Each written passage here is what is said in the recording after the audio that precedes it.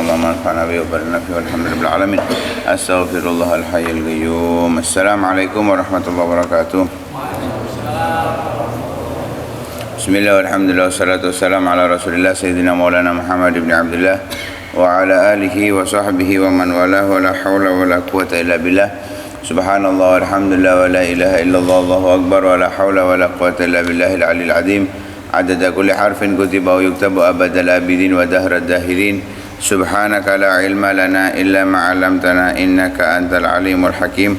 نوينا التعلم والتعليم والنفع والانتفاع والتذكر والتذكير والإفادة والاستفادة والحث على التمسك بكتاب الله وسنة رسوله والدعاء إلى الهدى والدلالة على الخير ابتغاء وجه الله ومرضاته وقربه وثوابه سبحانه وتعالى.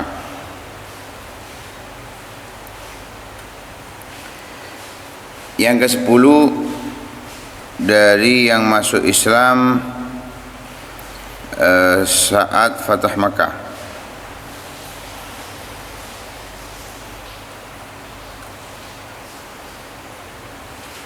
Yaitu Sayyidina Suraqah bin Malik.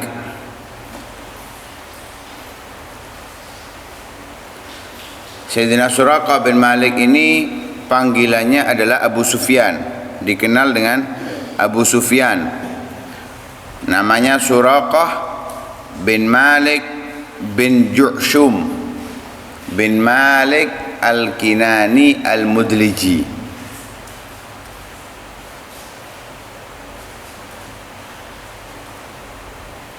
Beliau termasuk orang yang tinggal di daerah Gudaidah, daerah Gudaid atau Godid, Gudaid atau Godid. Dianggap termasuk penghuni Madinah. Ada yang mengatakan enggak, beliau itu tinggal di Mekah.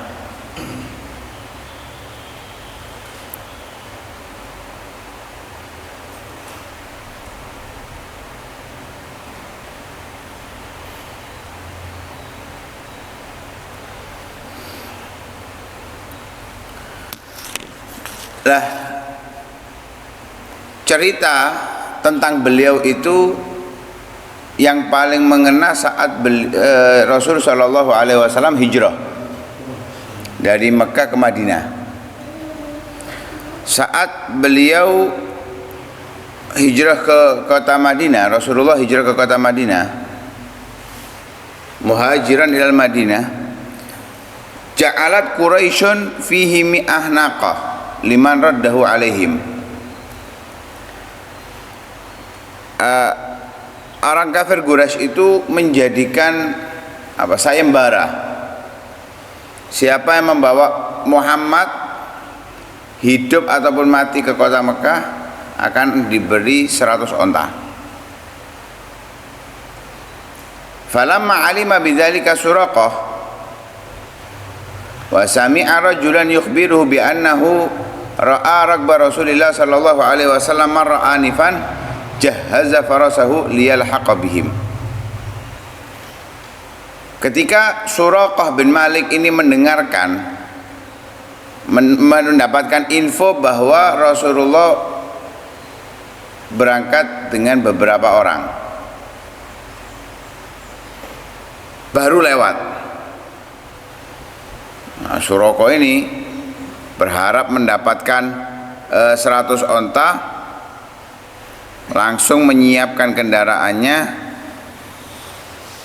berangkat menuju Rasul Shallallahu Alaihi Wasallam. Dengar bahwa Nabi baru lewat, rombongan Rasulullah ini baru lewat, karena Rasulullah itu memang dikenal hijrahnya dengan Sayyidina Abu Bakar, tapi kan di situ ada penunjuk arah. Kalau nggak salah namanya Amir bin Fuhairah, atau Amir bin Fuhairah ini yang bantu bawakan barang. Yang menunjuk arah namanya Abdullah bin Uraikid. Abdullah bin Uraikid. Dan itu setelah Nabi Shallallahu Alaihi Wasallam tinggal di Gua Hira bersama Sayyidina Abu Bakar 3 hari 3 malam. Jadi setelah 3 hari 3 malam baru ini Abdullah bin Uraikid, Amir bin Fuhairah ini jalan. Kok ada yang ngelihat rombongan Nabi dikejar oleh Suraqah bin Malik. Fa'aradahum Suraqah bi Gudaid yaum Tsulatsa, di hari Selasanya. Jadi dari Senin itu dari Gua Thawr. Dari Gua Thawr menuju Mekah, menuju Madinah itu dari Senin. Hari Selasanya itu aradahum Suraqah. Ya, di daerah Gudaid ketemu. Di daerah Gudaid ketututan Rasulullah dengan Suraqah bin Malik ini. Lah, saat itu Sayyidina Abu Bakar mengatakan kepada Rasul sallallahu alaihi wasallam, "Ya Rasulullah, hadza talab qad lahigana." Ini orang-orang yang nyari ya Rasulullah sudah nututi kita.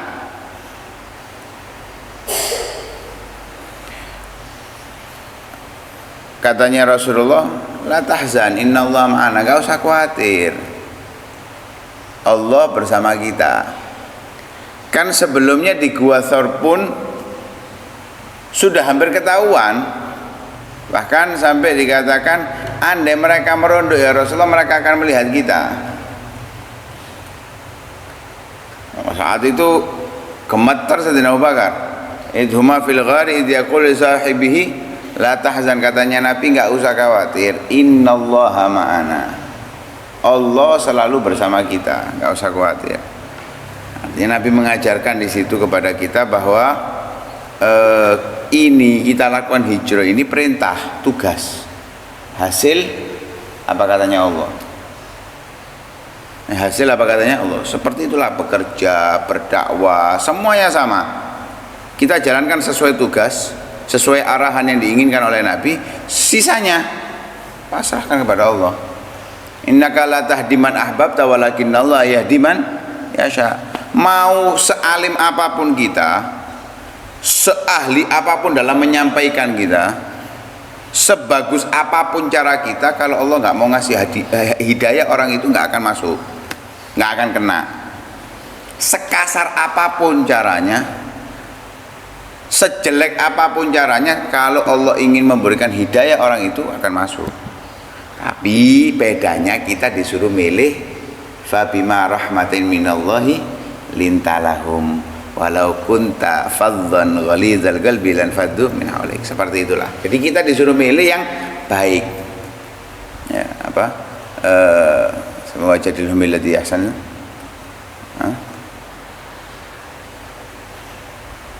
Apa ayat ini? Wajadilhum billati hi ahsan. Bil mau'izatil hasanah wajadilhum billati hi ahsan. Dalam ayat yang lain, kul hadhihi sabili ad'u ila Allahi ala basirah ana wa man ittaba'ani. Artinya cara yang terbaik itu yang kita carikan, kita pakai. Hidayah murni itu kehendak Allah, bukan kita. Kehendak. Begitu juga ini yang diajarkan oleh Nabi SAW ini, hijrah ini perintah Allah. La tahzan, nggak usah khawatir. Hatta di depan kita nggak akan kena. Kalau Allah menginginkan kita sampai ke kota Madinah. Nah, subhanallah. Sayyidina Abu Bakar mengingatkan lagi kepada Nabi ketika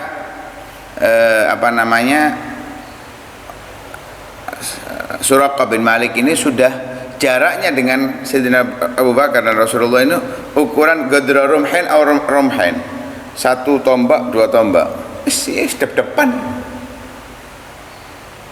wis ketok jelas-jelasan wis. Bahkan hatta innahu la yasma'u qira'ata Rasulillah sallallahu alaihi wasallam.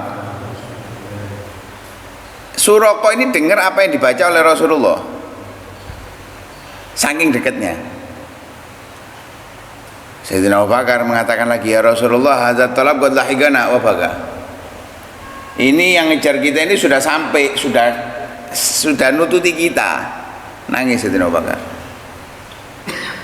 Pikiran kita kan nangis karena wah mati aku. Kalau Sayyidina Abu Bakar enggak, ya tanya oleh Rasulullah, lima tabki, kenapa kamu nangis ini? Dijawab oleh Sayyidina Abu Bakar, ama wallah ma'ala nafsi abki lakin abki alaik. Ya Rasulullah, aku enggak nangis karena diriku, dari awal saya sudah siap mati bersamamu, yang saya tangis ini engkau. Enggak dijawab oleh Nabi. Nabi langsung doa, fada'a alaihi Rasulullah sallallahu alaihi wasallam. Rasulullah mendoakan Suraqah bin Malik. Doa jelek. Doa jelek untuk menenangkan Sayyidina Abu Bakar. Allahumma kfinahu bima syi'ta.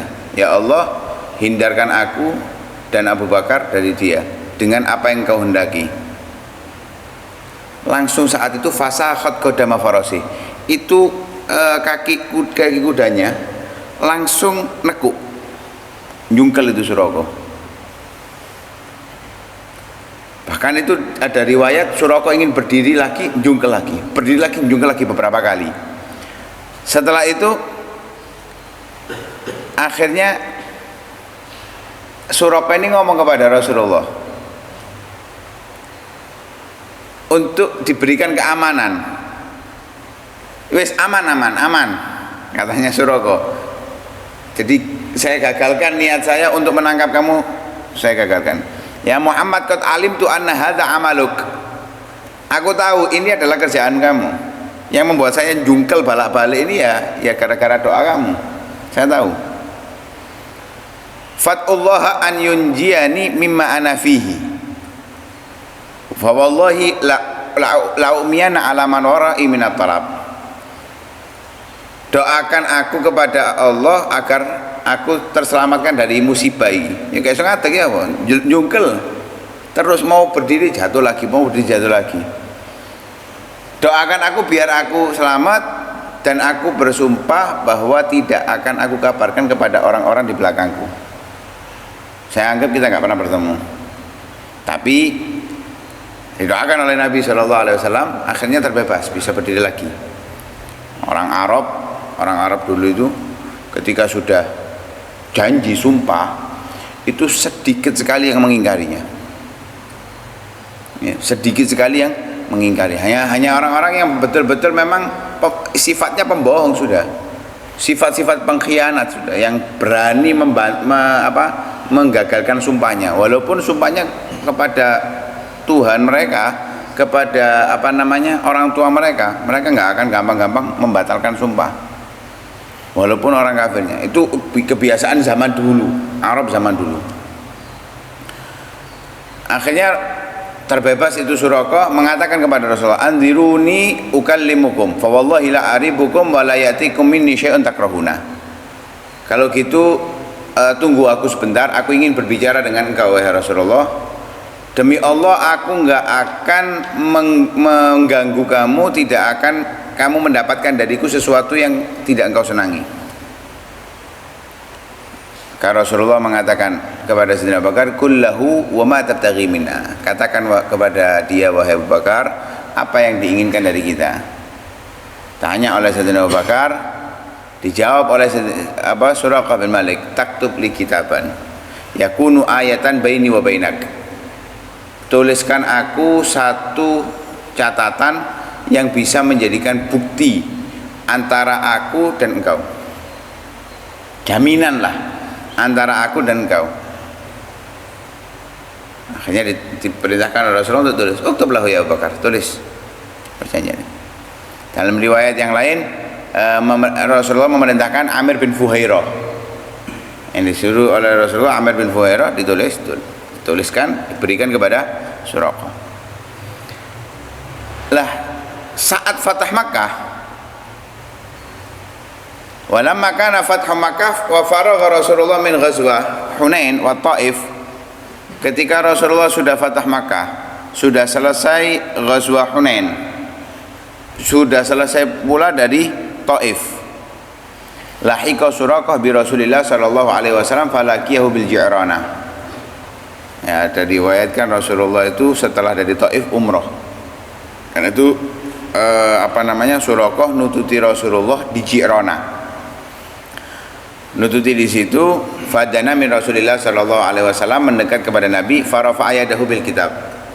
Surat dari hijrah ke tahun ke-8 itu masih ada. Ditunjukkan, diangkat tangannya, tulisan itu, kemudian beliau mengatakan, ya Rasulullah, hadza kitabuk. Hadza kitabuk kali, ini tulisanmu untukku, catatanmu dulu untukku. Ana Suraqah bin Ju'shum, aku Suraqah bin Malik bin Ju'shum. Maka katanya Rasulullah, yaum wafa wabir udnu, adnihi. Ini hari membalas, hari kebaikan, dekatkan dia kepadaku. Fadana minhu fa aslam. Saat itu beliau mendekat masuk Islam. Jadi bukan masuk Islamnya saat hijrah, enggak. Saat setelah Fatah Makkah. Lah, ada kisah menarik ketika Suraqah bin Malik ini masuk Islam. Ketika beliau masuk Islam, Nabi SAW basyarahu bi annahu sawfa yalbasu siwar Kisra.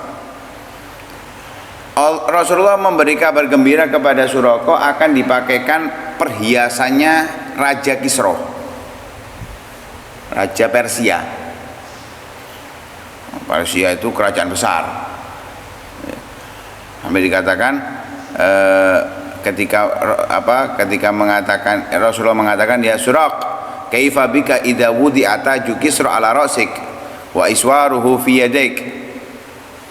Wahai Suraq, bagaimana pendapatmu bila di kemudian hari akan diletakkan di kepalamu mahkotanya Kisra dan perhiasan yang menutupi tangannya Kisra? Apa ya? Menganggap musuh. Saat itu kerajaan besar. Bahkan Suraqah dalam hatinya mengatakan, Kisra malikul muluk, apakah Kisra ini rajanya raja yang ada di Persia itu? Apa ya? Menganggap musuh sih. Aku Suraqah nggawe mahkotanya Kisra. Kalau mahkota yang ada di negaranya sendiri kan masih masuk akal ya. Ini di Kisra, kerajaan Persia ini kerajaan yang sulit dikalahkan. Tapi Rasulullah sudah memberikan kabar kepada Suraqah bakal maki itu. Akhirnya ketika di zaman Sayyidina Umar bin Khattab, ya, perluasan Islam itu semakin besar, Romawi dikalahkan, Persia pun juga dikalahkan. Akhirnya Sayyidina Umar membawa ghanimah dari Kisra. Ya, pulang membawa ghanimah dari Kisra. Rampasan perang. Dibawa di hadapan Sayyidina Umar, di situ ada Suraqah bin Malik. Dipanggil oleh Sayyidina Umar. Suraqah bin Malik dipanggil. Setelah dipanggil, dipakaikan mahkotanya, dipakaikan perhiasannya oleh Sayyidina Umar.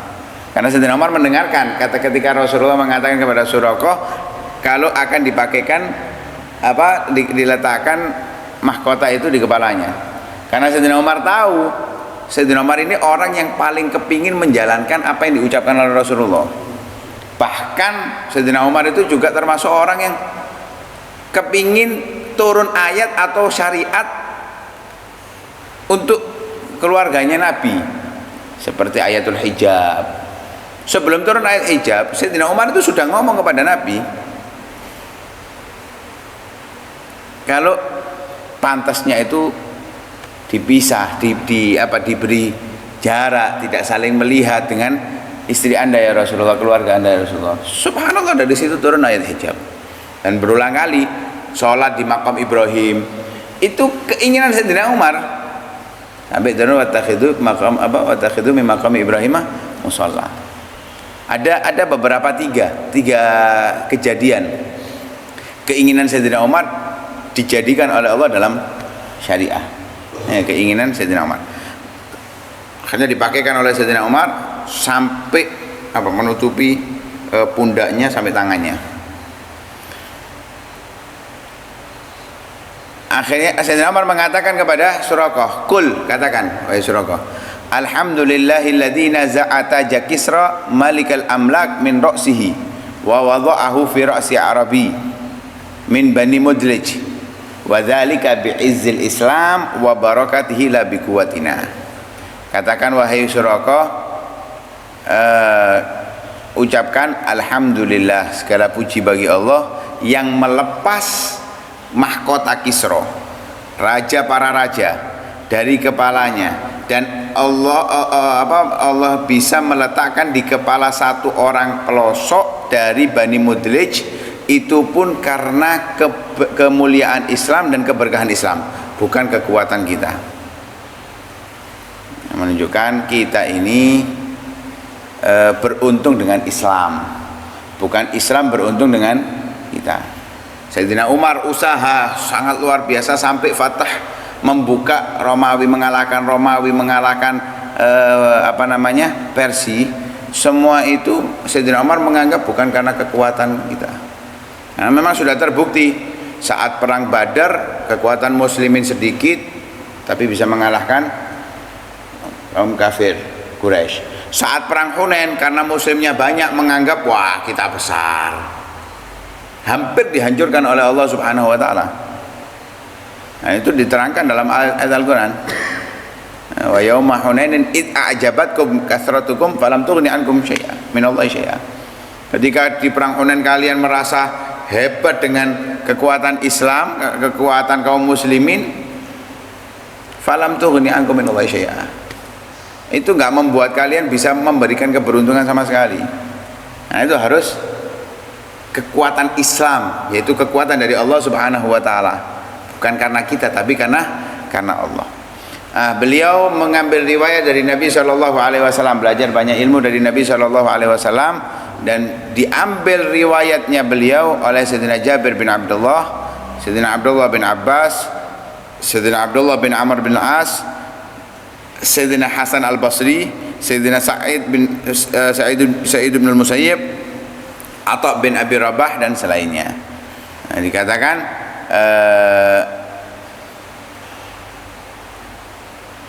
beberapa orang mengambil riwayat dari beliau selain Muslim. Wafatnya beliau di awal khilafah Sayyidina Utsman bin Affan. Di awal khilafah Sayyidina Utsman, di awal-awal masih tahun kedua atau tahun pertama atau tahun kedua khilafah Sayyidina Utsman bin Affan, tahun ke-24. Ya, Rasulullah meninggal tahun ke-11, tahun 13 Sayyidina Abu Bakar meninggal, Sayyidina Umar 10 tahun lebih, kurang lebih tahun 24 Sayyidina Utsman.